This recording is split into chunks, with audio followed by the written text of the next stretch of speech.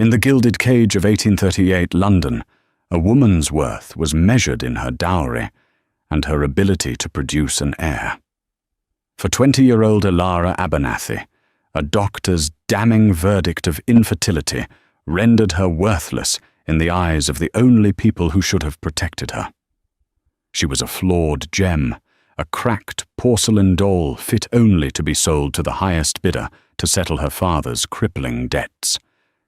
This is the story of how a secret contract signed in desperation and sealed with a daughter's tears led her not to ruin, but into the arms of a man so haunted by his own past that he had forgotten how to live.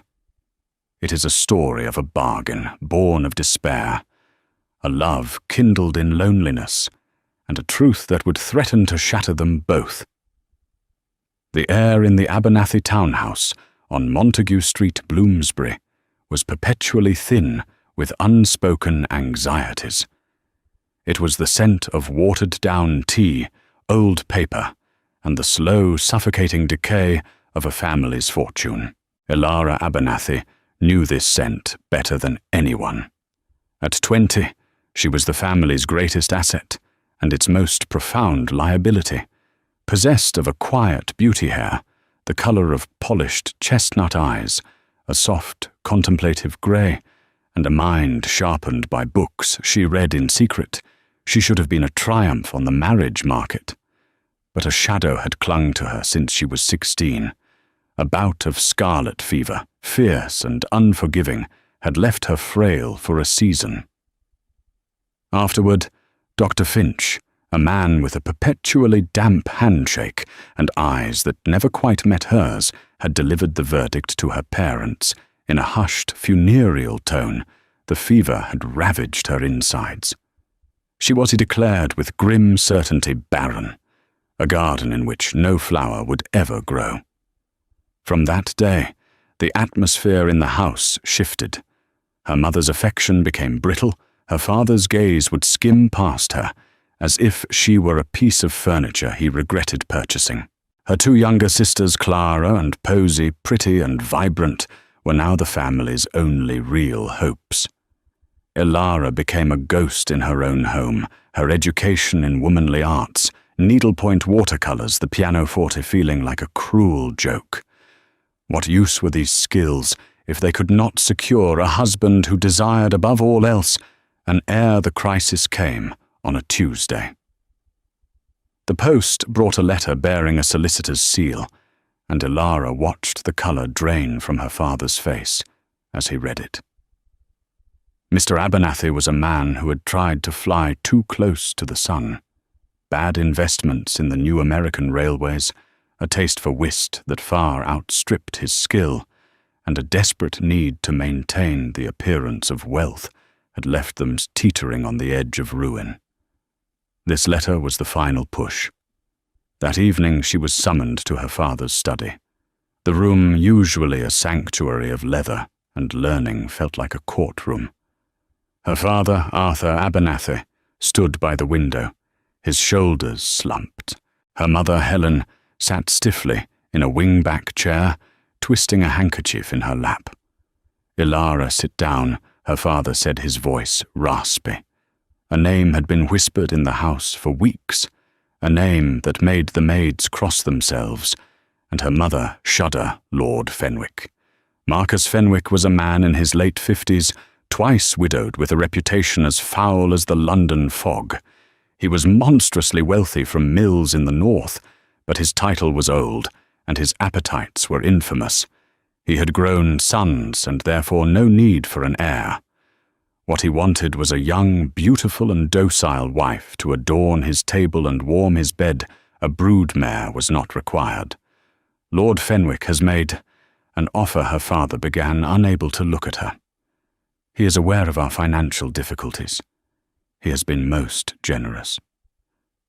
Generous Elara's voice was a whisper, but it cut through the room's tension. What sort of offer? Her mother finally spoke, her voice sharp with a defensive edge. He is willing to settle all your father's debts, in their entirety. He will provide a handsome settlement for Clara and Posy, ensuring they can marry well. He asks for only one thing in return. The unspoken words hung in the air, thick and poisonous. You, he asks for you. Tears pricked Ilara's eyes, hot and shameful. You mean to sell me? It is a marriage, Ilara. Do not be so dramatic, her mother snapped. It is a practical arrangement that will save this family. He knows of your condition. He does not care. In a way, it is a blessing.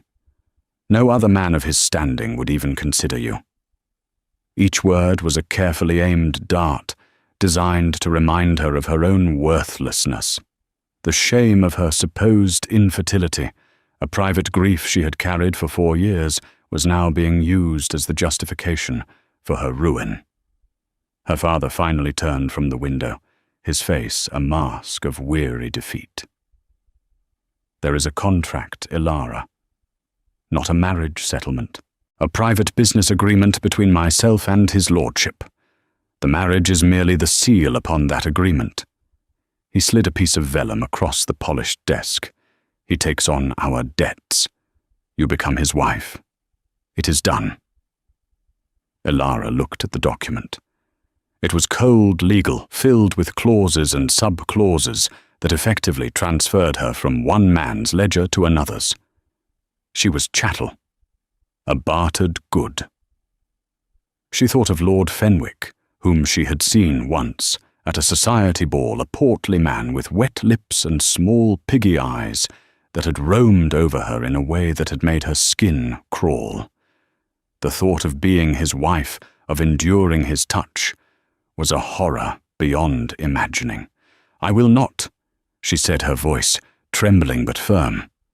Her father's face hardened. You will, or we shall all be in the Fleet Street debtors' prison by Christmas. Your sisters, their futures destroyed, will be forced into servitude. Is that what you want? To sacrifice everyone for your own selfish squeamishness? The trap was perfectly sprung. Her love for her sisters, her sense of duty, the very qualities her parents had instilled in her, were now the bars of her cage. To refuse was to condemn them all.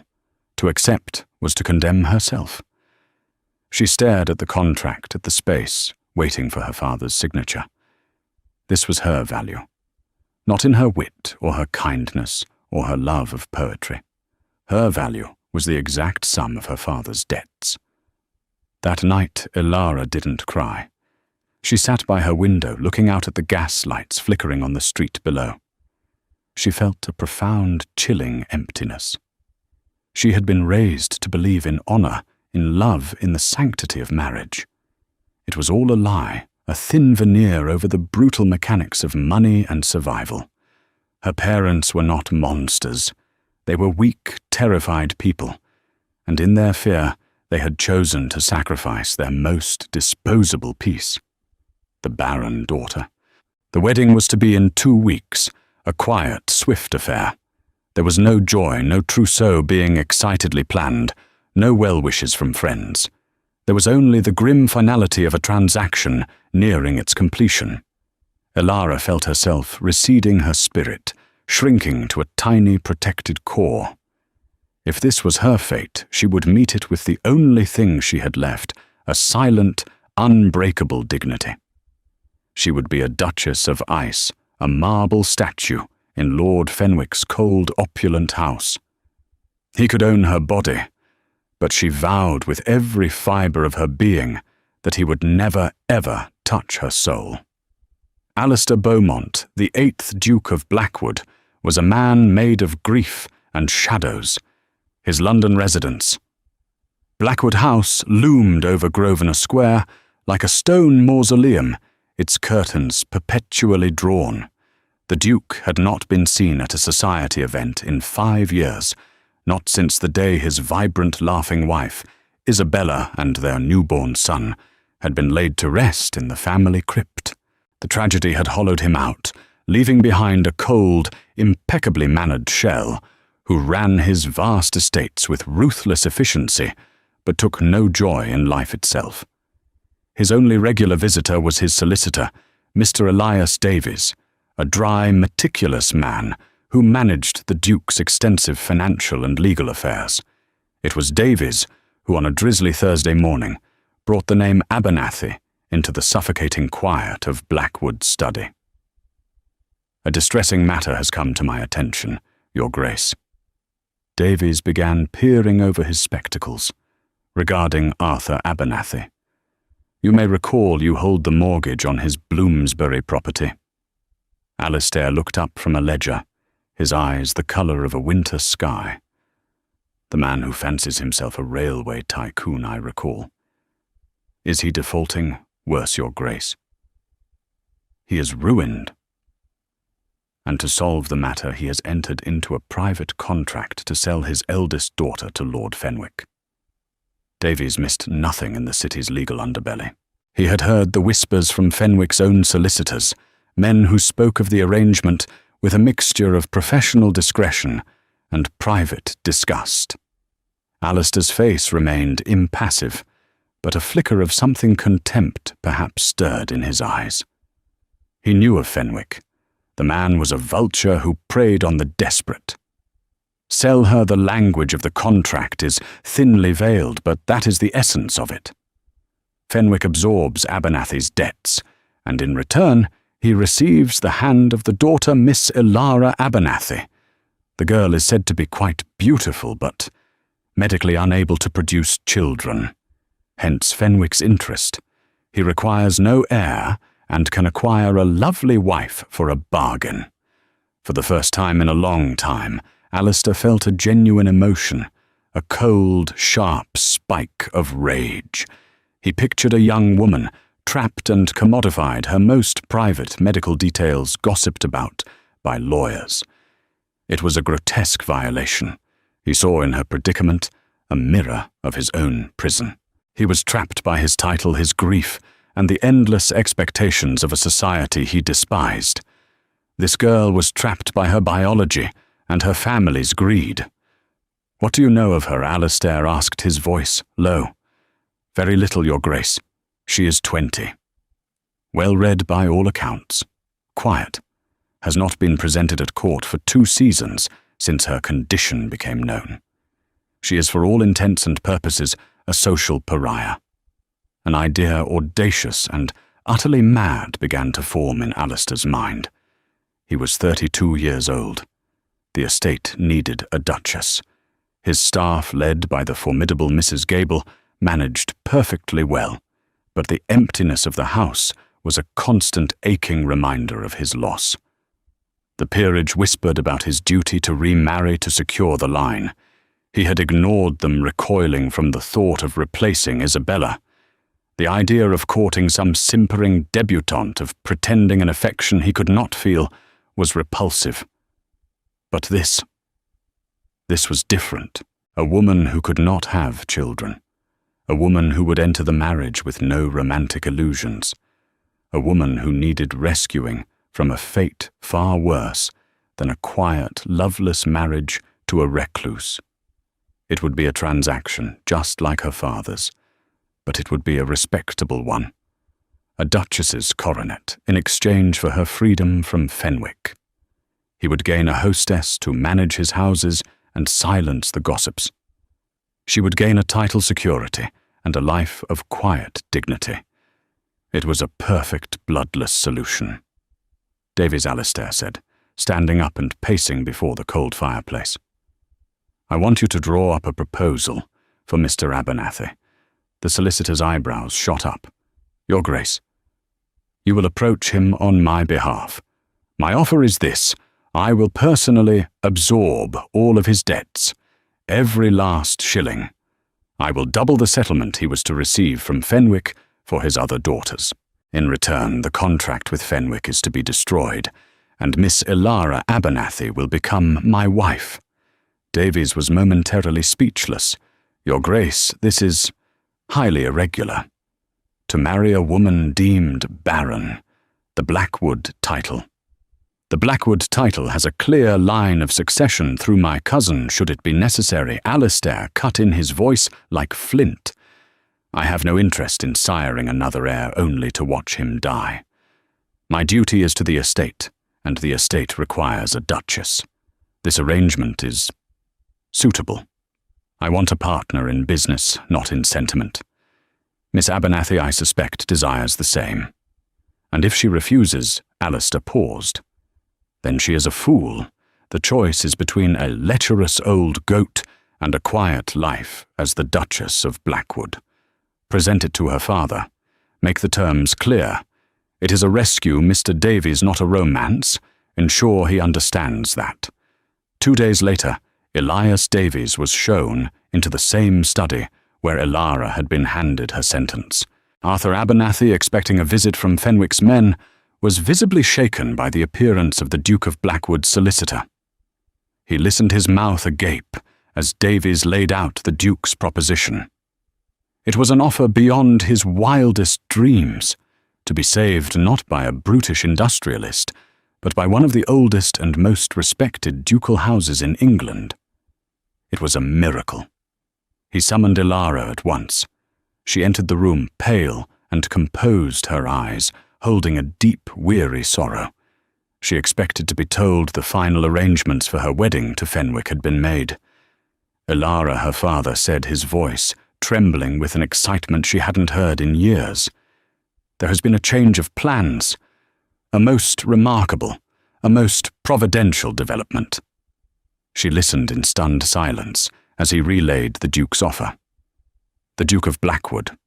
The man was a legend, a tragic romantic figure whispered about in drawing rooms.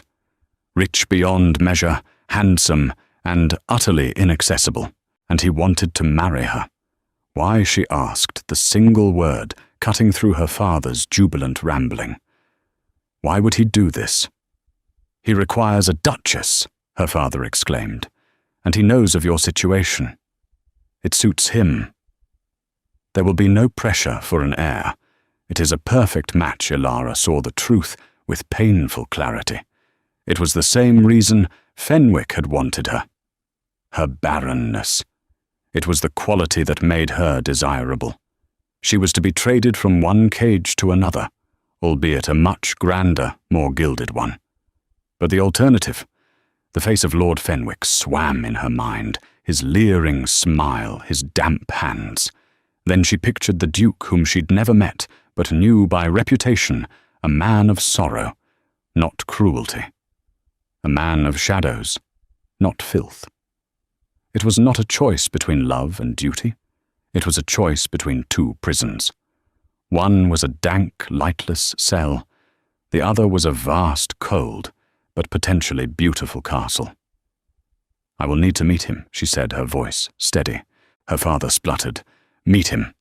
Elara, one does not make demands of a duke. Then he will marry someone else, she replied, finding a sliver of power in this impossible situation. I will not be sold, sight unseen a second time. I will meet my future husband.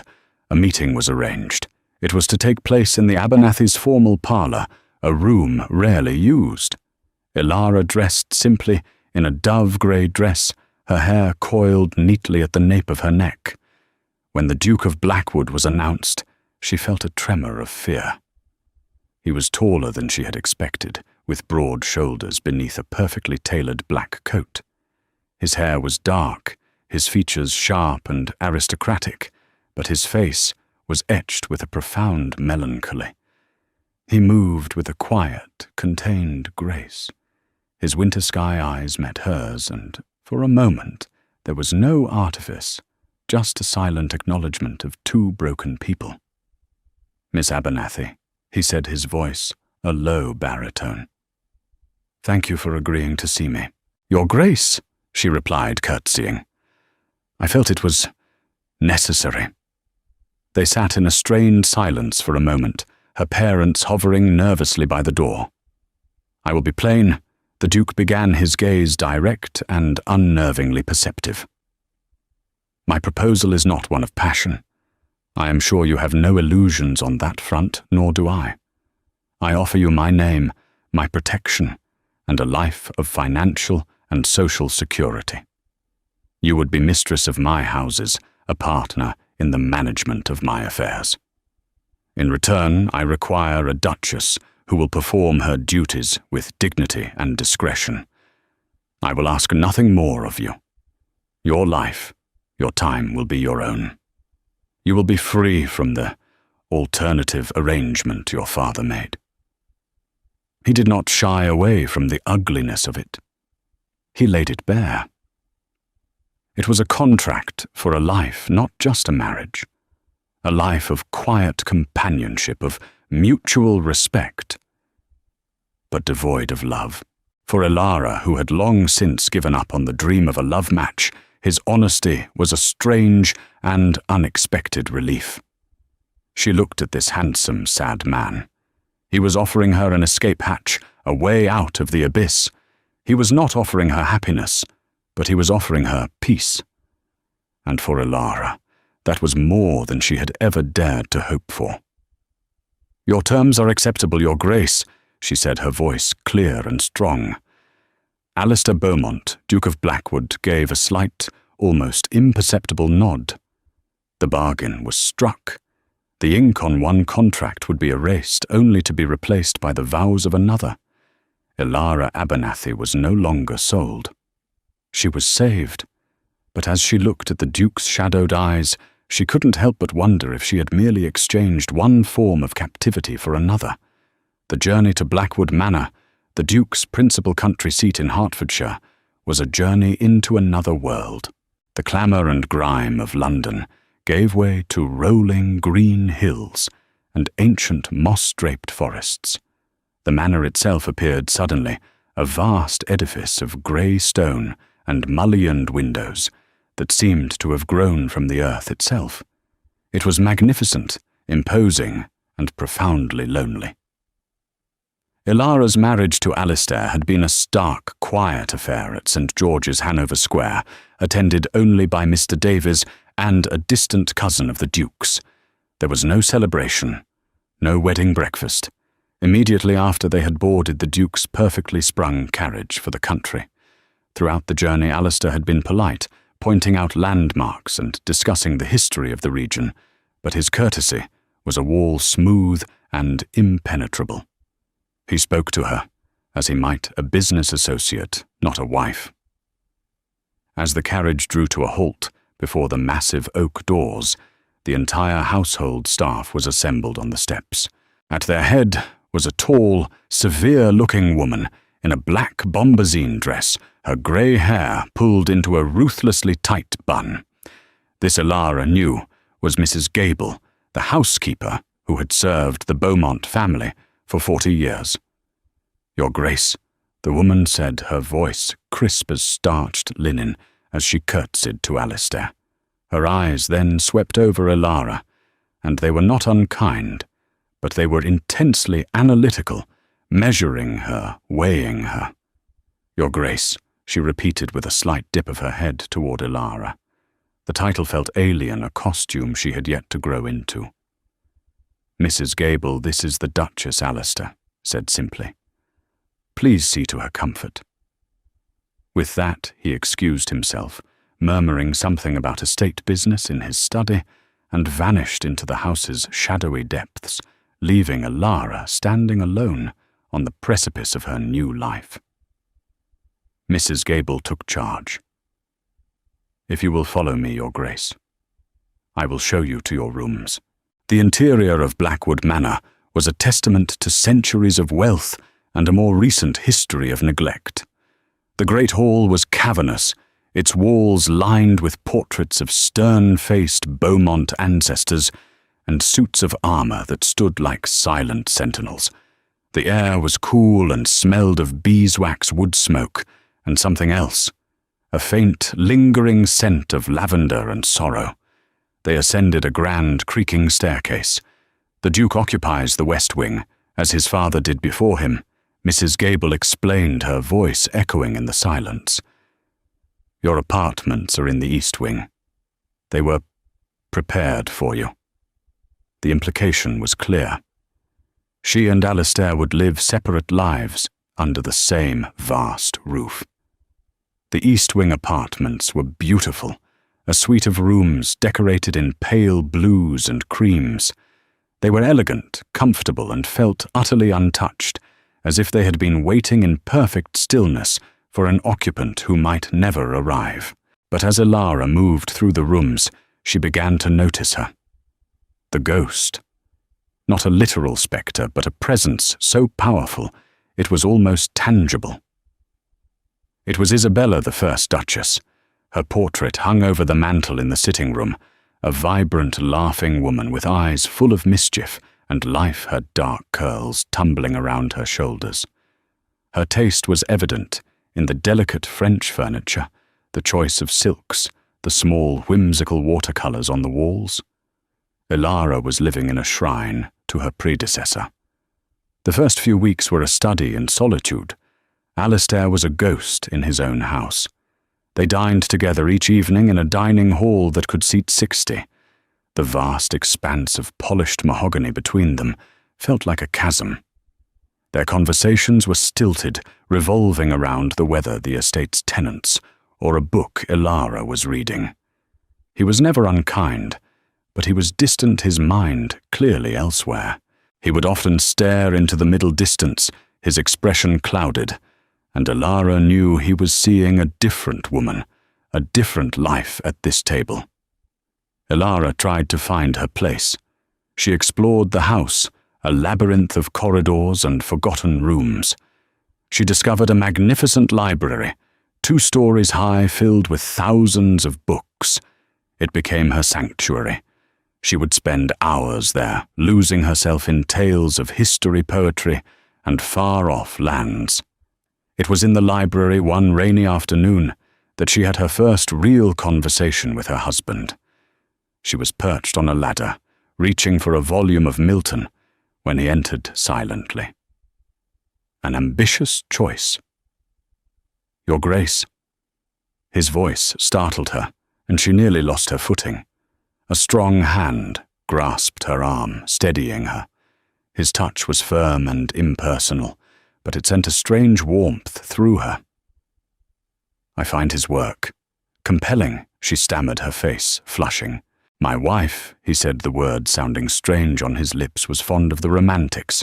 Byron, Shelley. She found Milton too severe. He spoke of Isabella easily, but always in the past tense, as if she were a historical figure." Elara felt a pang of something she couldn't name. It wasn't jealousy, precisely. It was a deep, aching sadness for this man, and a sense of her own inadequacy. How could her quiet, solemn presence ever compare to the vibrant ghost who still owned his heart? "People find comfort in different places," Elara said softly. "For some it is in passion, for others it is in structure and order." Alistair looked at her, then truly looked at her, and a flicker of understanding passed between them. He saw that she was not trying to replace Isabella. She was simply trying to exist alongside her memory. He nodded slowly and left her to her book. Elara began to carve out a small life for herself. She took long walks on the estate grounds, discovering a walled garden that had fallen into neglect. Armed with gloves and shears borrowed from the head gardener, a gruff but kindly man named Mr. Henderson, she began to work clearing weeds and pruning back overgrown roses. It was hard physical work, and it soothed her soul. She was bringing something back to life, coaxing order from chaos. One evening Alistair found her there, as dusk was falling, her cheeks smudged with dirt, her hands braced on her lower back as she surveyed her work. "Mrs. Gable is in a state of distress," he said, a ghost of a smile playing on his lips. "She believes the Duchess is behaving like a common gardener." "And what does the Duke believe?" Elara asked, her tone challenging. He walked closer, his eyes scanning the newly cleared flower beds. "The Duke believes this garden has not looked so promising in 5 years. He paused, his gaze resting on a particularly stubborn tangle of briars. "Isabella commissioned this garden. It was her favorite place." There it was again. The ghost. But this time it felt less like a barrier and more like a bridge. "Then I will do my best to honor her memory by restoring it," Elara said quietly. That night at dinner the silence was different. It was less of a chasm and more of a shared space. He asked her about her plans for the garden, about the types of roses she intended to plant. She spoke with a quiet passion that he had not seen in her before. He in turn told her of his plans to improve the drainage on the north pasture, explaining the technicalities with a surprising clarity. They were not talking of love or hopes or dreams. They were talking about gardens and pastures. But they were building a fragile foundation, one brick of polite conversation at a time in the shadow of the woman he had lost. Elara knew she didn't have his heart. His heart was buried in the crypt with his first wife and child, but as she watched him across the table, a lonely, haunted man, she realized with a jolt that she was beginning to wish she did. She was the Duchess of Blackwood, mistress of a great estate, safe and secure, but she was also a woman, and she was lonelier than she had ever been in her life. As spring softened the Hertfordshire countryside, a summons arrived from London. It was not a command, but an expectation, heavy as a crown. The Duke and his new Duchess were expected for the season. For Alistair it was a dreaded duty. For Elara it was a trial by fire. London was the city of her humiliation, a place teeming with people who knew her story, or at least the gossiped-about version of it. Their return to Blackwood House on Grosvenor Square was a stark contrast to Elara's departure from her family's cramped home. Now she was the mistress of this grand, silent mansion. But the London house was even more of a shrine to Isabella than the country manor. Her scent seemed to linger in the curtains, her sheet music was still on the pianoforte, her vibrant laughing portrait dominating the grand staircase. Alistair retreated even further into himself. The city, with its endless memories of a life with Isabella, was clearly a torment for him. He became more formal, more distant, the wall around him rebuilt thicker than ever. He informed Elara of the necessary engagements, balls, soirees, and dinners they must attend, to present a united front and satisfy the voracious curiosity of the ton. Their first appearance together was at a ball hosted by the Marchioness of Salisbury. As they entered the glittering ballroom, a hush fell, followed by a wave of frantic whispering. Elara felt hundreds of eyes on her. They were the season's great curiosity, the reclusive Duke and his mysterious Barren bride. She held her head high, her hand resting lightly on Alistair's arm, her face a mask of serene composure she didn't feel. Alistair was a formidable shield. His cold demeanor and biting wit, when he chose to employ it, kept the most brazen gossips at bay. But not all of them. Lady Beatrice Finchley, a handsome, sharp-tongued widow, who had once nurtured ambitions of becoming the second Duchess of Blackwood herself, cornered Elara near the refreshment table. Well, well, Lady Beatrice began her smile dripping with venom. "The little mouse from Bloomsbury. You've landed on your feet, haven't you? Tell me, is the great Duke as cold in private as he is in public? Or does he simply appreciate a wife who comes with no complications?" The insult was clear and cruel. Elara's blood ran cold, but she met the woman's gaze without flinching. His Grace appreciates a wife who understands that true complications arise from a lack of grace and an abundance of malice. A lesson you might do well to learn, Lady Beatrice. She turned and walked away, her heart hammering, but her back ramrod straight. From across the room, Alistair, who had seen the exchange, raised a single questioning eyebrow. Later in the carriage ride home, he broke the silence. "Lady Beatrice is a viper. I am aware," Elara replied, her voice still tight. "You handled her well." It was not a compliment laden with warmth, but it was an acknowledgement, a sign that he saw her, that he recognized the battles she was fighting on his behalf. The season wore on a relentless parade of social obligations. Elara found it all exhausting and hollow. She and Alistair moved through it, like two well-rehearsed actors in a play performing the roles of Duke and Duchess. But behind the scenes, the facade was beginning to crack. One night, unable to sleep, Elara wandered into the library.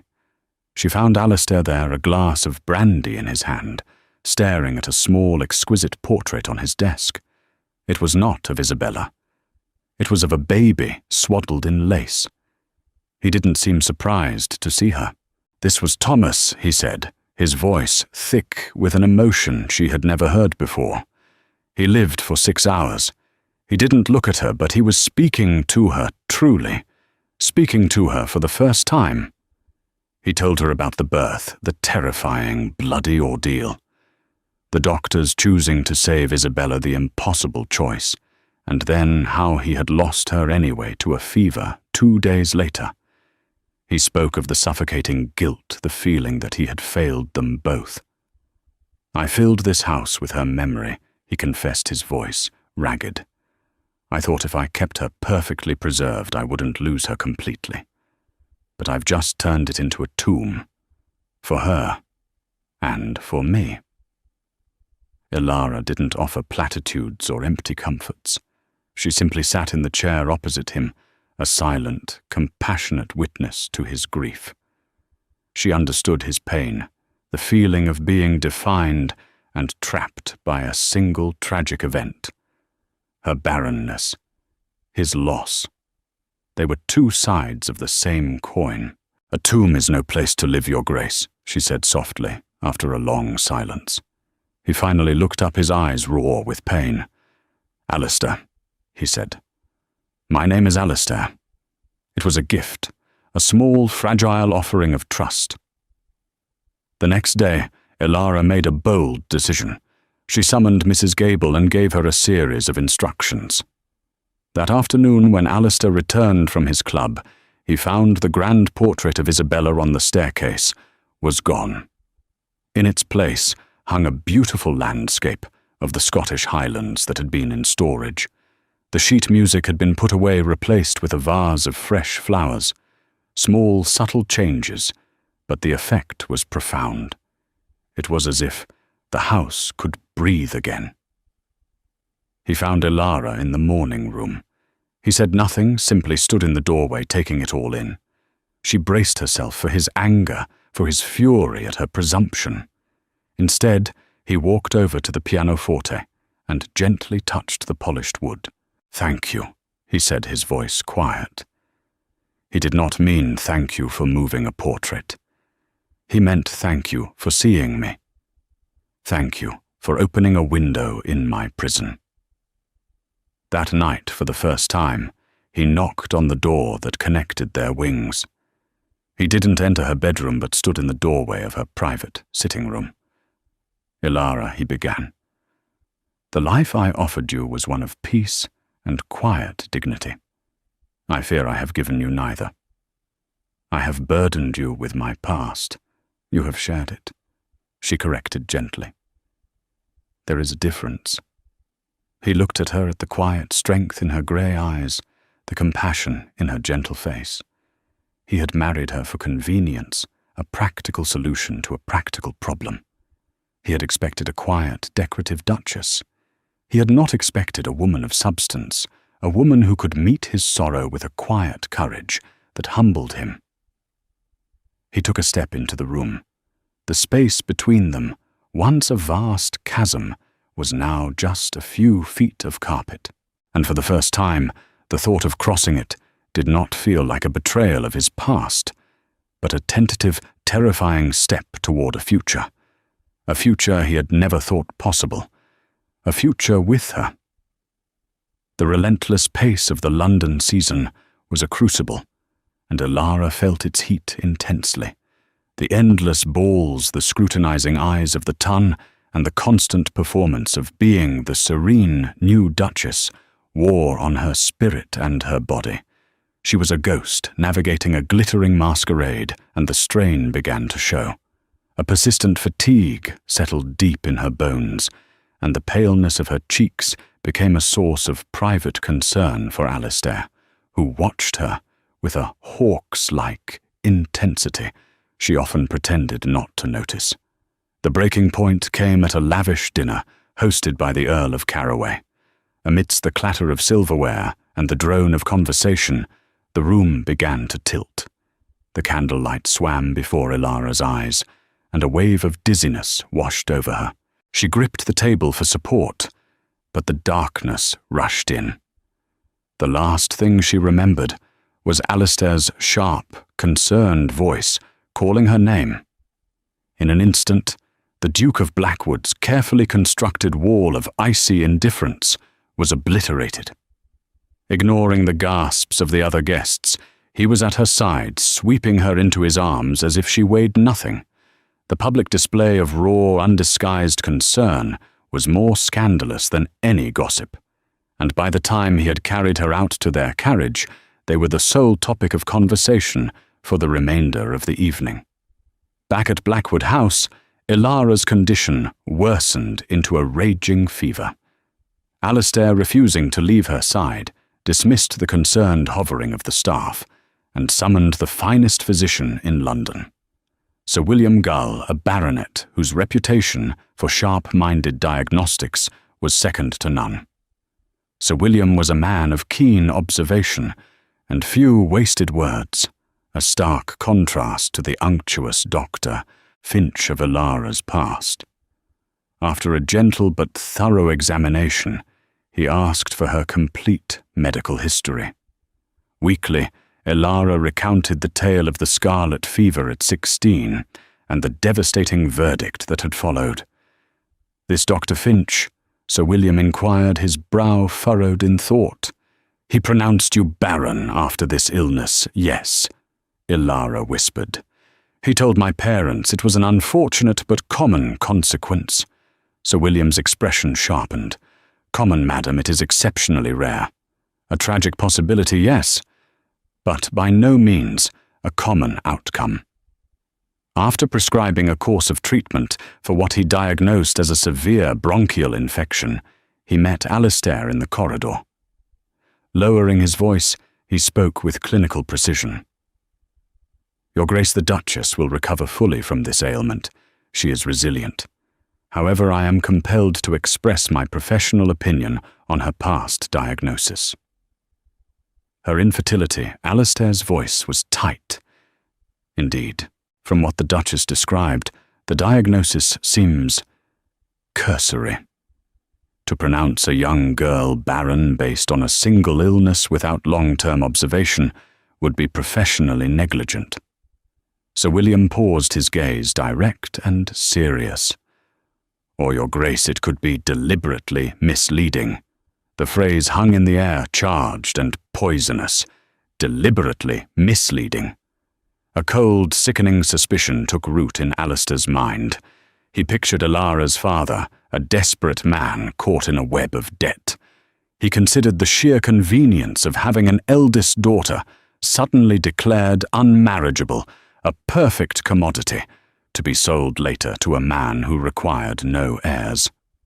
A quiet rage, purer and more focused than any grief he had ever known, began to build within him. It was a fury born of protectiveness for the woman lying ill in the next room. For the next week, the formal Duke and Duchess were gone, replaced only by Alistair and Ilara. He cared for her with a tender, unwavering devotion that spoke more than words ever could. He sat through the long nights, bathing her forehead with cool cloths. He read to her from her favorite poets, his low voice a soothing anchor in her fevered dreams. In the quiet intimacy of the sick room, the last pretenses of their marriage of convenience dissolved. She saw not the haunted Duke, but a kind, caring man. He saw not a practical solution to his problems, but a woman of incredible strength, who had been dealt a cruel and unjust hand. One afternoon, she awoke from a deep sleep to find him dozing in the chair by her bed, his hand resting on the edge of her mattress, a silent guardian. In that unguarded moment, Ilara knew, with a certainty that shook her to her core, she had fallen in love with her husband. As her fever finally broke, and her strength began to return, Alistair's resolve hardened. He could not let the physician's doubt remain a mere suspicion. He sent for Mr. Davies. "I have a private task for you," Alistair said, when his solicitor arrived, his tone leaving no room for debate. "I want you to conduct a thorough investigation into a Dr. Finch of Bloomsbury. I am interested specifically in his financial state 4 years ago. Debts, creditors, associates. I want to know everything." With the investigation underway, Alistair decided that London, with its stifling air and painful memories, was no place for Ilara to recover. They would return to Blackwood Manor. Upon their arrival in the green tranquillity of Hertfordshire, he did not escort her to the isolated East Wing. Instead, he led her up the grand staircase and into the main Duchess's suite in the West Wing rooms adjacent to his own that had remained untouched since Isabella's death. The gesture was a silent, powerful declaration. "You are not separate. You are with me." That evening, as she rested by the fire, he came to her. "Ilara," he said softly, his presence filling the doorway. "There is something we must discuss. Something about your past and Dr. Finch." He saw the flicker of fear in her eyes and softened his tone. "But not now. For now your only duty is to rest and get well." He left her in the warm, fire-lit room, but his promise remained. He would not rest until he had uncovered the truth. Lying in the grand bed, Ilara felt a tremor of both fear and a wild, unfamiliar hope. For years her life had been defined by a supposed flaw. Now the lonely duke to whom she had been sold had become her champion, and she sensed that he was about to fight for a truth that could either shatter her world or finally set her free. The peaceful days at Blackwood Manor were a healing balm, allowing the fragile bond between Ilara and Alistair to strengthen into a genuine, comfortable companionship. The calm, however, was shattered by the arrival of a sealed packet from London. Alistair took it to his study, and as he read the enclosed report from Mr. Davies, a cold, precise fury settled over him. The truth was far more sordid than he had dared to imagine. The solicitor's investigation had been ruthlessly efficient. 4 years ago, Dr. Finch had been on the brink of financial ruin, deeply in debt from gambling. His largest creditor was none other than Arthur Abernathy. The report contained a copy of a promissory note signed by Dr. Finch, in which Mr. Abernathy agreed to forgive the entire considerable debt. The date on the document was just 1 week after Dr. Finch had declared the 16-year-old Ilara Abernathy to be barren. It was not a lie of convenience. It was a conspiracy, a calculated, cruel transaction where a daughter's future was bartered to settle a gambling debt. Alistair looked at the damning evidence, his hands clenching.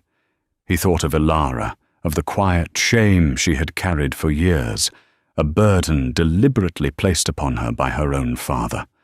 The weight of what he now had to tell her felt immense. He found her in the walled garden, humming softly as she pruned a rose bush. She looked up at his approach and gave him a bright, unguarded smile that twisted a knot in his chest. She was finally finding peace, and he was about to destroy it. "Ilara, we must speak," he said, his voice graver than he intended. They sat on a stone bench, and Alistair, choosing his words with care, laid out the entire story. He told her of Sir William's initial suspicion, the investigation into Dr. Finch, and the damning discovery of the financial link to her father. He did not soften the blow. He gave her the clean, terrible truth. She listened in a profound, deathly silence, her face growing pale. The world she had known, the very foundation of her identity, crumbled around her.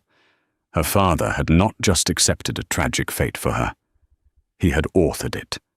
Her mother's pity, the shift in her family's affections, it had all been part of a monstrous performance. When Alistair finished, she did not weep. A glacial calm enveloped her as the full scope of the betrayal settled in. All those years she whispered, her voice hollow and distant. I mourned a life I thought I could never have. I believed I was flawed, incomplete. He didn't just lie, Alistair. She finally turned to look at him, her grey eyes glittering with a terrible, tearless clarity. He stole my life from me. Alistair's heart broke for her, but his voice was firm, filled with a strength he offered to her freely. He reached out and took her hand, his grip a solid anchor in her reeling world. He stole a version of your life, he said, with low intensity. And together we are going to take it back. The word "we" resonated in the space between them, a powerful declaration of unity. Her fight was now his. He offered her the full might of his name and fortune. We can ruin him, he said. I will hire the best barristers. We can expose him to all of society. Ilara considered this the idea of a public, vicious revenge. But the thought of more scandal, of hurting her blameless younger sisters, held no appeal. What she craved was not vengeance but validation. No, she said, her voice gaining a steely resolve. I don't want to ruin him in the papers. I want to face him. I want him to look me in the eye and admit what he did.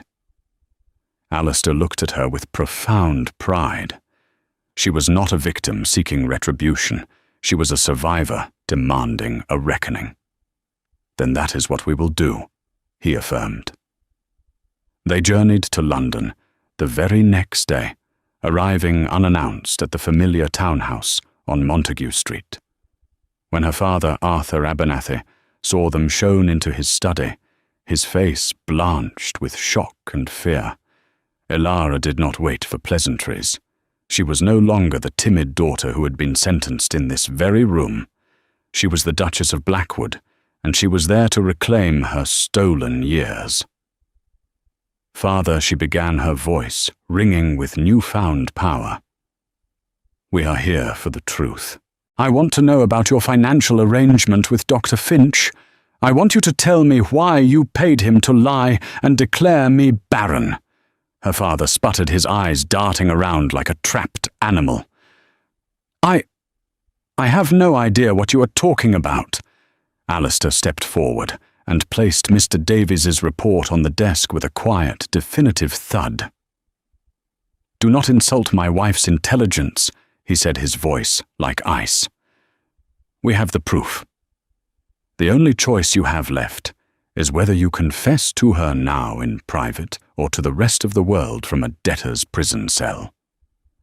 Faced with the evidence and the Duke's unwavering wrath, Arthur Abernathy collapsed. He sank into his chair and, with his head in his hands, confessed everything, the debts, the desperation, the terrible, festering lie. Ilara listened until he was finished. She felt not hatred, but a vast, empty pity for the weak man before her. The truth was hers. The yoke of shame was finally lifted. We are leaving, she announced, her voice clear and final. She looked at her parents, two small figures diminished by their own deceit. I don't know if I can ever forgive you, but I will no longer be defined by your weakness or your lies. My life from this moment is my own. She turned and walked out of the room, her back straight and her head held high. Alistair followed, a silent, powerful guardian at her side. As she stepped out of the gloomy townhouse and into the bright London sun, Ilara took a deep, shuddering breath. It was the first breath of her true life, a life that was finally, unequivocally hers to create. Returning to Blackwood Manor felt like a true homecoming. The confrontation in London had been an exorcism, and the house they returned to was no longer a tomb of memories, but a sanctuary for their future. The oppressive silence was replaced by easy conversation and shared laughter. The last shadows of grief and shame had finally been banished, leaving only the light of a new, profound partnership. Alistair and Ilara were not the same two lonely people who had entered into a cold bargain. They were a husband and wife, forged into a unit by the fight for truth. One evening, Alistair found Ilara in the library, her face alight with purpose, as she sketched designs in a notebook. "The West Lawn is too empty," she announced, looking up at him. "I believe it needs an arboretum, a place that will grow and mature with the years." Her talk of the future, so full of hope, moved him deeply. He came to stand behind her chair, his hands resting gently on her shoulders. "Ilara," he began, his voice low and thick with emotion. "The bargain I made was for a duchess of convenience.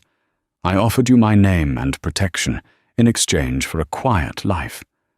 I was a fool and I was wrong." She turned to look up at him, her heart stilling. "You have brought life back to this house, and to me." He continued, his gaze intense and unwavering. "You walked into the darkness of my past and had the courage to let the sun in. The bargain is over. I don't want a partner in contract. I want you my wife for all the days of my life. I love you." Tears of pure joy welled in Ilara's eyes. "And I love you, Alistair," she whispered, her voice trembling. "You saw me when no one else would. You gave me the strength to reclaim my own life." He knelt before her then, and the kiss they shared was not one of polite affection, but a deep and resounding promise. It was the true seal on their marriage, a pledge of a future to be built together. The following spring, the gardens of Blackwood burst into a riot of colour, a testament to Ilara's care. But as the flowers bloomed, a familiar weariness began to trouble Ilara. A flicker of old fear was quickly extinguished by a new, impossible hope. Sir William Gull was summoned from London, and after a brief private consultation with the Duchess, he met Alistair in the main hall. The physician was beaming. "Your Grace." Sir William said, his eyes twinkling with delight. "It appears the Duchess is embarking on another ambitious project of new growth." He paused, allowing the Duke a moment of confused silence before his smile widened. "Congratulations, my Lord Duke. You are to be a father." For a moment, Alistair could not breathe. The word settled over him, a wave of disbelief, followed by a tidal wave of pure, unadulterated joy. A child, a future he had locked away forever. He turned and strode toward Ilara's room, his heart hammering against his ribs. He found her sitting by the window, her hands resting protectively over her stomach. Her face was a breathtaking portrait of awe, relief, and radiant happiness. He crossed the room without a word and gathered her into his arms, holding her as if she were the most precious thing in the world. The lie that had defined her life was given its final beautiful answer. They had been brought together by a cruel falsehood, but through trust and courage, they had cultivated a love that was fiercely true. And in the blossoming gardens of their home, a new life, the ultimate symbol of their future, was beginning to grow. And so the story of Ilara Abernathy, the woman sold for a lie, becomes the story of Ilara Beaumont, the Duchess who reclaimed her truth. It's a powerful reminder that our worth is not determined by the labels others place upon us, by our perceived flaws, or by our ability to fulfill a specific role. True worth lies in our resilience, our capacity for compassion, and our courage to build a new future even from the ruins of the old. Alistair and Ilara's journey from a cold, practical bargain to a deep and abiding love shows us that sometimes the most beautiful things can grow from the most broken ground. Their story isn't just about finding love, but about finding themselves. If their journey from sorrow to joy touched your heart, please take a moment to like this video and share it with someone who loves a story of survival and romance. And don't forget to subscribe and click the notification bell so you won't miss our next tale of history, heartbreak, and the enduring power of the human spirit. Thank you for listening.